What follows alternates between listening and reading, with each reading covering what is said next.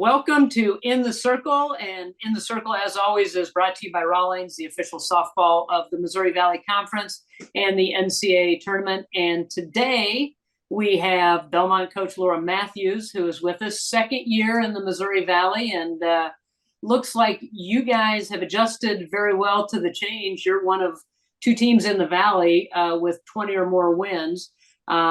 So kind of give us an overview of your team. Is this kind of where you felt you would be at this point in the season? Yeah, I was excited about this year's team. But I think most coaches are excited about their teams at different points in time. And then, a lot of things have to break right to have a good season. Health, team chemistry, and then you just have to play well. So, yeah, I was absolutely excited about this group and knew that we had capabilities of playing really, really well. And so far our team's done a nice job. So you're on an 8-game winning streak, which is one of the tops in the nation. I think fourth best in the nation right now. So you're on a little bit of a roll. Lost your last game in the series, or won your last game in the series to Northern Iowa. Have not lost since. So what seems to be going well in this 8-game winning streak for you guys? We've had outstanding pitching. I think that's been kind of the thing that's, if you're going to write an article about us, that would be the thing that I'd kind of zero in on. But we've done some other things well. We had some defensive struggles early on in the year. We've cleaned a little bit of that stuff up. We've had really quality at bats. It's been crazy weather, and so a lot of the games the series we've played lately have had insane wind blowing in, wind blowing out. And so we've had some different situations, and I think we've handled all of those well. The wind's blowing out, pitchers have handled it well. Wind's blowing in, okay, our hitters have found ways to adjust. And so I'm kind of impressed with just our ability to win in different ways over these last few weeks. So hopefully we're able to keep that rolling.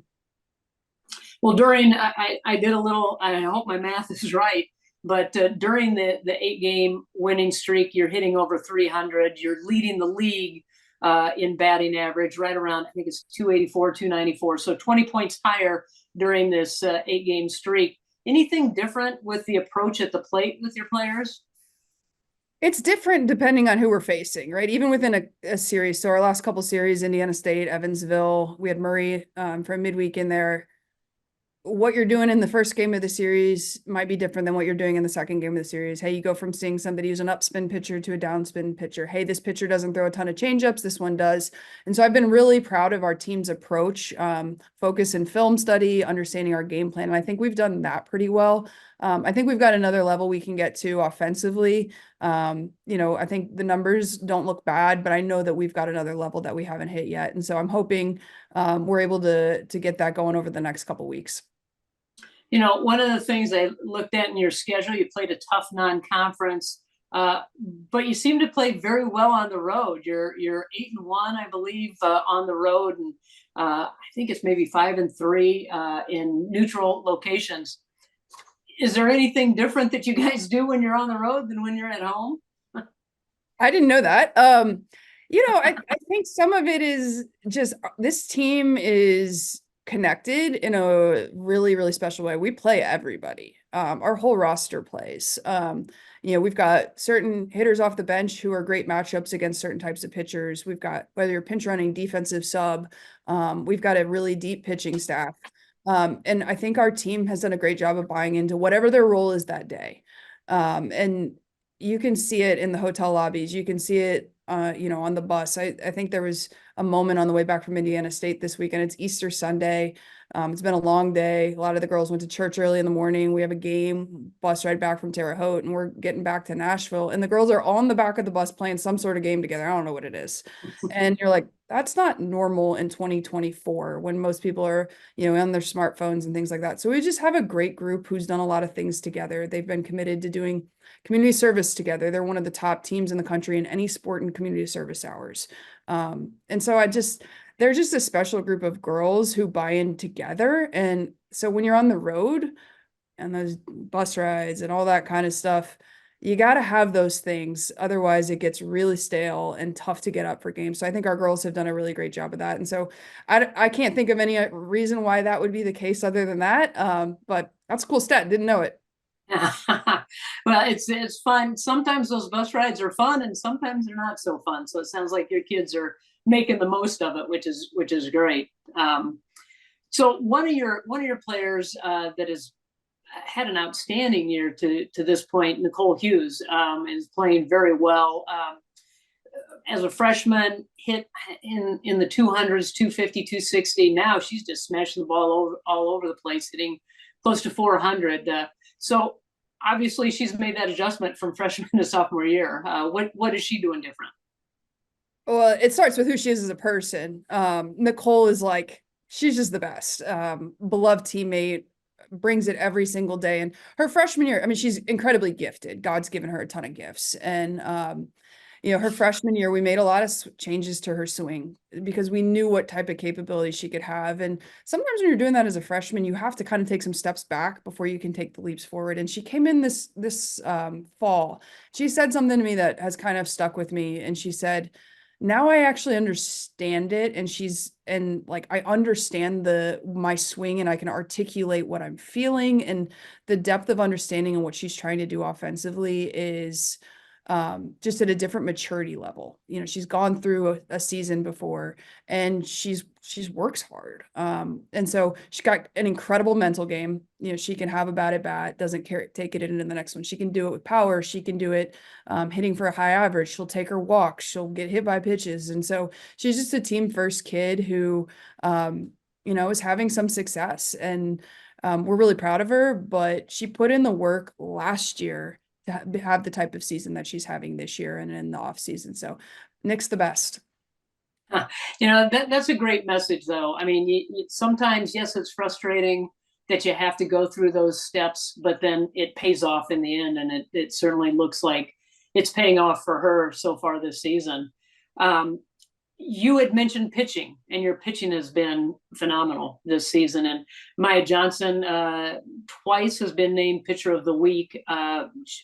Remind me, was she hurt a little bit last year? And has she come back from that if she was hurt? Yeah, I would say it was about halfway through the conference season last year.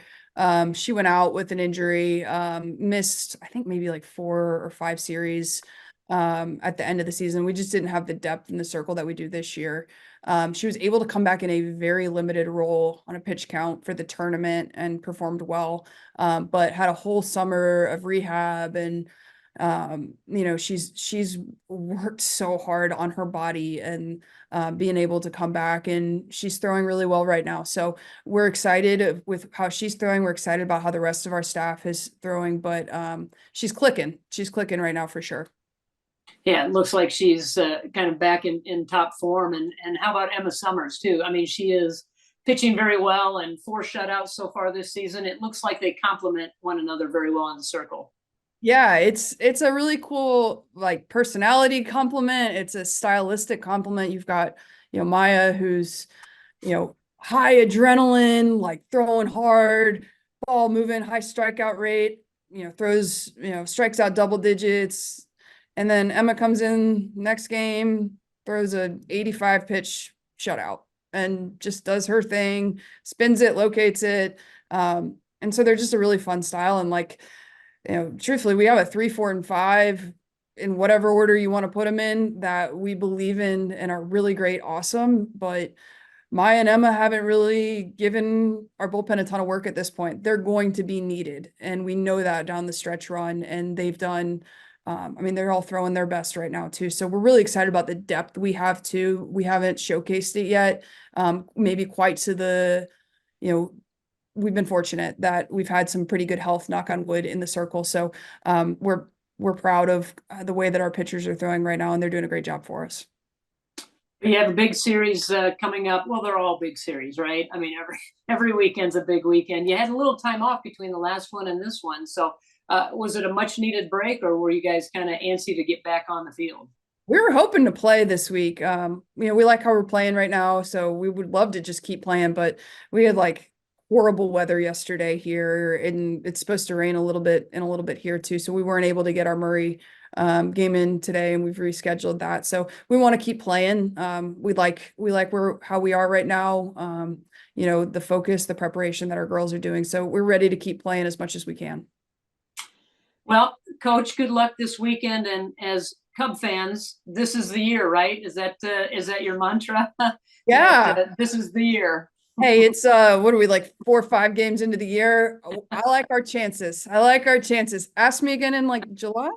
We'll Right. see. We'll see. We'll check in then. So, all right. Well, good luck this weekend, and looking forward to seeing you at the conference tournament. Thanks for joining us today. Thanks so much. All right. I think we're good. Awesome. Thank you so much. Thanks for having Yeah. us.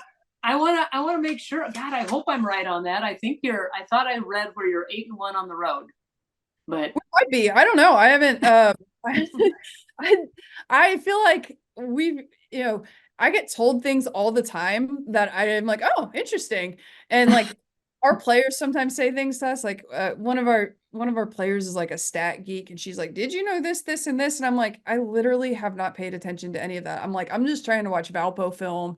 I got a 2-year-old and an 8-month-old. Like when I'm working, I got to figure out how we're going to win the next game." And so like I haven't spent as much time with that kind of stuff. I'll do so like obviously our self-scouting on, hey, this is the pitch this kid's struggling with. How are we going to fix that? And then it's really just prepping for the next game. right, right. So, but You that's have such other things to worry about. I did just pull up your win streak 8, home 9-5, away 8-1, and neutral 5-3.